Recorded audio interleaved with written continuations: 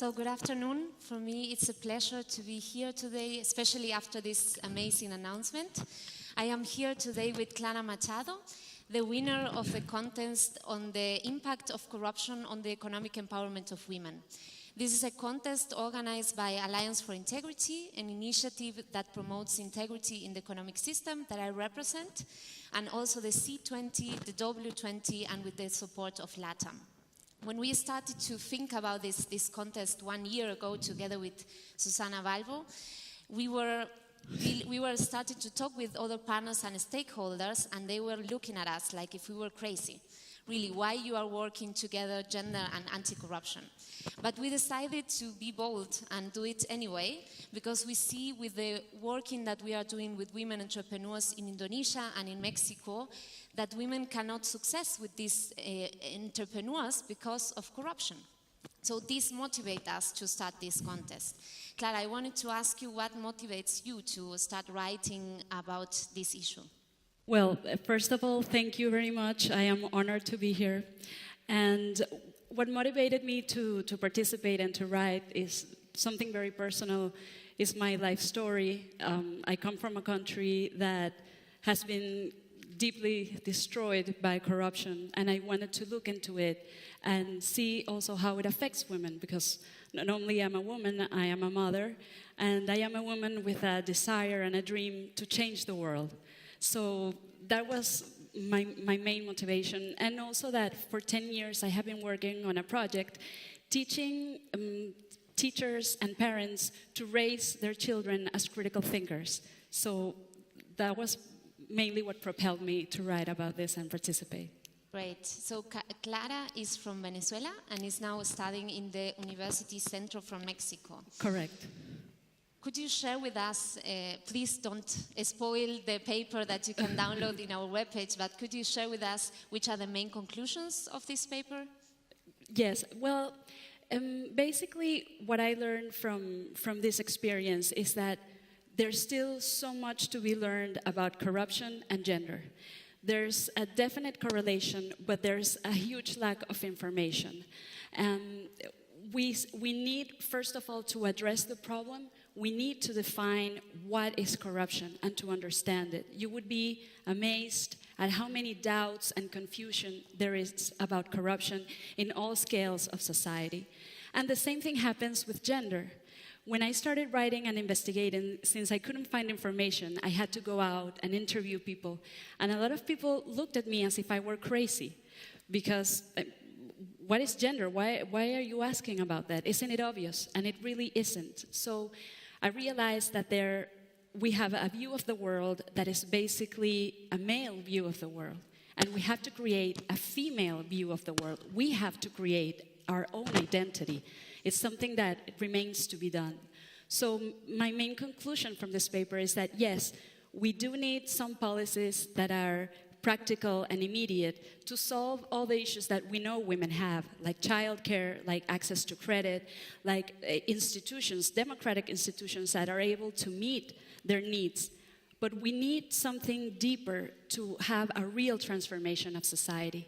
We need critical thinking. We need education and empowerment. We need the girls to grow up to realize not only that they are able to do what they want, but that it's possible and that they can fulfill their potential.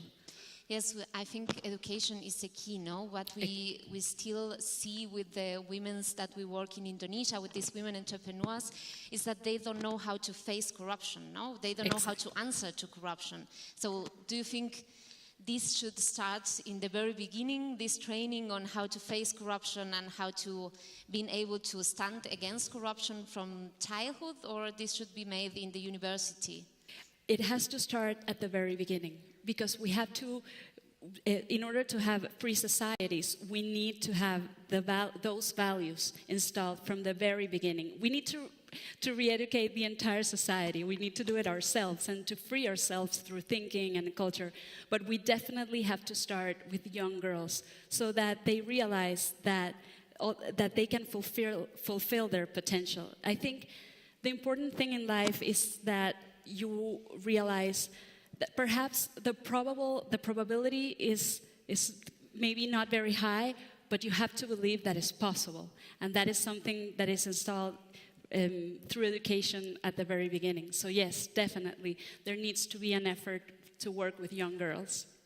You know, this year is a unique year for me for this topic of gender and anti-corruption. For the first time, the Women 20 is talking about that. For the first time, the C20 has a specific working group, and they made 2 recommendations to the G20.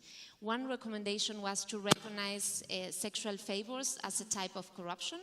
And the second recommendation was to start creating data about the matter, no? Because there is no information about how corruption impacts differently men and women, and what is the role of women in the fight against corruption. Did you face this lack of information and data on the topic when you were investigating? Absolutely. It's something like we were talking at the beginning, there's really basically no information, no research done about it. It's something that is very new. And the thing is that people at the beginning don't see the correlation. They see corruption as something that is just political and not necessarily related to the gender issue. And the problem is that the abuse of power when it comes to women is very, very high, and it's very difficult. It's filled with stereotypes. So there are a lot of paradigms that we have to break. And in order to break them, and in order to face the issues, we need to go out and research about them. So your papers focuses on Mexico, no? Where you're studying. Exactly. But we are a global initiative. We are in the W20 that it's also global. Do you think this exchange between the countries could be useful for change the culture in this topic of gender and anti-corruption, or do you think it's something really typical for each country? I think that the issue needs to be looked at in different ways. I think we have to address it globally, because definitely it's not something that is as isolated to a country or to a part of the world. But I think we also have to listen to women globally, regionally, and locally, because cultural issues definitely affect how corruption is defined and how gender is defined. I think one of the challenges that I faced when I started writing about this, and even coming here, a lot of people were asking me, well, why are you going to W20? Like, the women are, like, there's just one type of women, and we are so diverse, we're each unique. So in that sense, I think that in order for countries to really adopt policies that face this issue, they also have to listen culturally and locally to their communities, so that whatever policies they put in place are really effective in time, and that a real transformation can take place generally for all of us. Yes, we have a group of women in Indonesia, women entrepreneurs, and we are working with a group of women in Argentina to give feedback and support to this group of women in Indonesia. No? Even if the culture are really different in Argentina and in Indonesia, this exchange of information is really useful for them. Mm-hmm. But it was a hard process to face these different cultures. Yes. Are you working in your university? There is also only Mexicans, or there is also people from other countries working with you? Do you face these different cultures in your university in this topic? Well, definitely Centro in Mexico City is a university that is extremely open to, it works a lot with the community, and it's open to people from all over the world. We constantly have conferences and meetings and are just nurtured in the idea that we belong. We have to work with our communities, but that we are also starting to change the world in general and to have an impact, a global impact. So there are problems that I look at it from the Latin American point of view, because I am from Venezuela, and Latin America is a continent that I definitely want to be contribute to the narrative of a new continent. But we also have a sense of the global scale, and that we form part of a bigger community. Well, we are running out of time, and I think everyone needs a coffee right now. So I want to ask you a last question. If you have here the president of Argentina and all the presidents of the G20, what would you ask for them as a woman, as a professional, as a mother, as a student, everything? What would you ask for them? Well, I will say that I come from a country that, as I said before, it collapsed. And since that happened, and since 2 years ago, I moved away looking for something that I didn't know exactly what it was. I definitely think that I began looking and reading a lot about history and about the great tragedies of history and why they happened. I still ask that question every day. Why? Why do tragedies happen and so many people suffer and die? And why we women, half of the population of the world, are still vulnerable and still inferior and facing so many challenges? And I was thinking and looking through books these days, and I found this answer. It said that the tragedies of humanity happen when imagination fails. When we fail to imagine that the worst can happen, it happens.